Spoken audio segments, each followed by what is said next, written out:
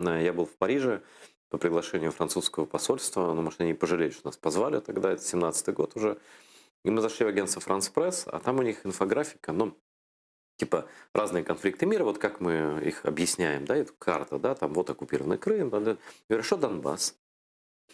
Они показывают, и дословно это звучит так. Значит, территория контролируется сепаратистами, которые симпатизируют Российской Федерации. То есть вот эти чуваки на русских танках, с бурятами, это 17-й год вообще, да, со всеми этими вот все атрибутами войны, со всеми обстрелами, гаубицами, там, котлами, русскими десантниками и так далее. Это, оказывается, у нас сепаратисты, даже не поддерживаемые России, симпатизируют. То есть они захватили твою родину и такие сидят и симпатизируют России. Да?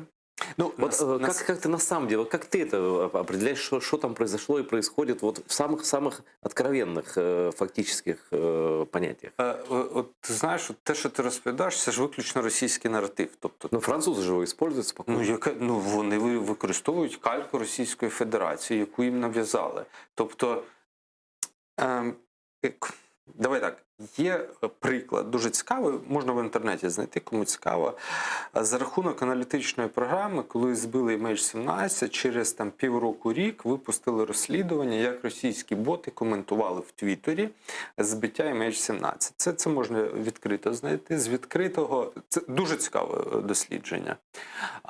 З закритих джерел я знаю, ну, точніше, от як, я почав займатися допомогою Збройним силам. Потім я зрозумів, що головна ж мета Російської Федерації була не захопити фізично просто частину, так?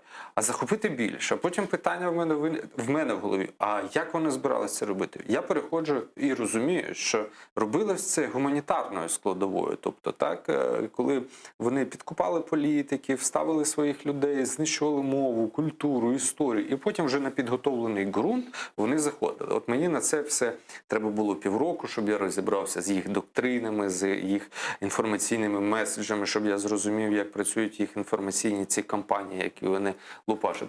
І от те, що ти кажеш, яка у них карта висить, це от один з. Тобто вони роблять умовно, давай умовно, 10 меседжів різних.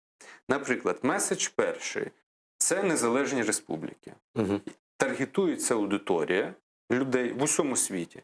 І от цій аудиторії через засоби масової інформації... А Russia Today, и французские есть версии, немецкая есть версия, английская, арабская, да, какая хочешь. Так. Да. Ну, тобто засоби донесення інформації є різні. Та? Ну, зараз світ такий, є Фейсбук, є Контакт, там купа цих соціальних Слушай, мереж. я же маленькую ремарку.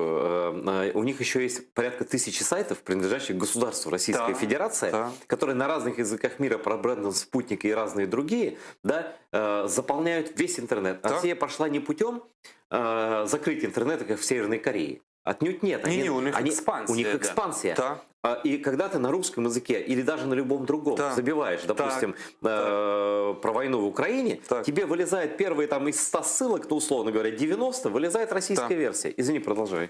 Це 100% правильно, але це інструментарій зараз розповів. А як про меседжі? Да? От вони роблять ці 10 меседжів. Перший там це сепаратісти, другий.